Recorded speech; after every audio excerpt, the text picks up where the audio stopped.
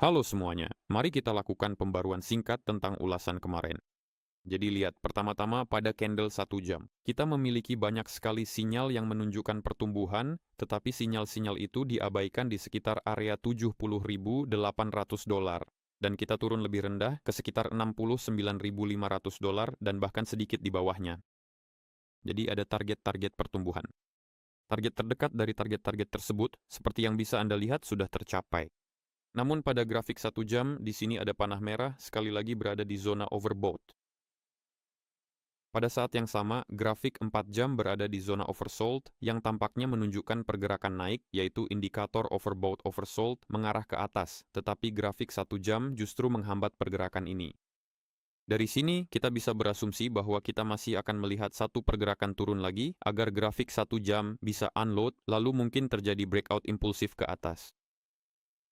Perlu dicatat bahwa grafik 12 jam sudah berada di zona oversold. Bahkan jika saya perbesar tampilannya,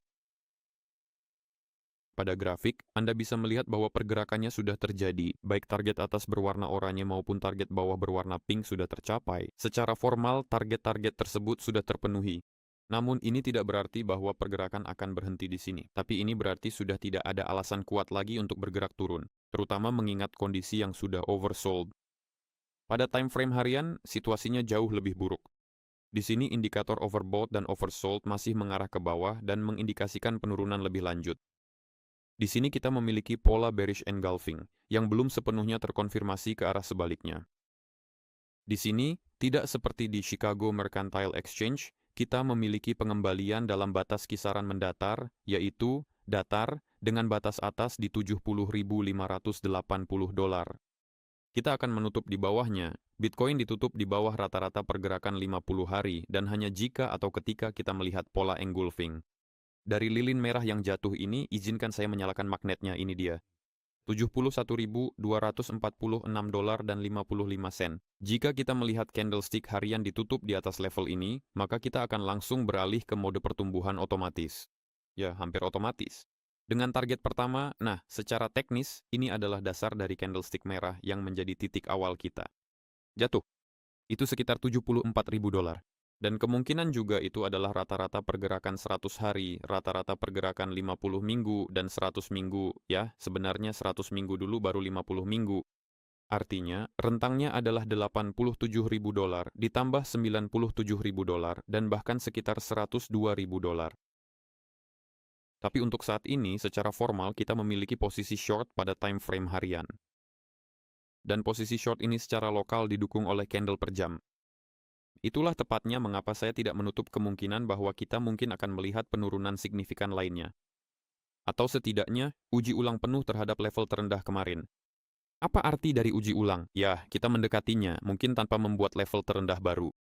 Tapi level kunci bagi kita saat ini adalah 71.246 dolar.